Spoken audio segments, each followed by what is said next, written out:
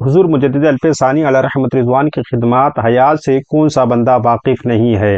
हिंदुस्तान की सरजमीन पर आपके इल्म इरफान के जो चश्मे बहे रहती दुनिया तक याद रखे जाएंगे।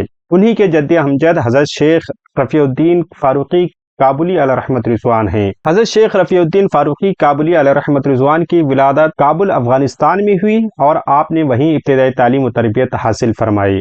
8वीं सदी हिजरी में फ़िरोज़ शाह के दौरे हुकूमत में इमाम शेख रफ़ीउद्दीन फ़ारूक़ी काबुली अलैहि रहमत रिज़वान काबुल से हिंदुस्तान तशरीफ़ लाए और आपके हमरा शेख जलालुद्दीन बुखारी रहमतुल्लाह अलैह ने भी हिंदुस्तान हिजरत की और सरहद को आबाद करने और यहाँ दीन इस्लाम की रोशनी फैलाने में आपका बड़ा अमल दखल रहा। आपके वजूद बाबरकत से सरहिंद में हक़ की आवाज़ और दीन मतीन को बहुत तक़वियत मिली।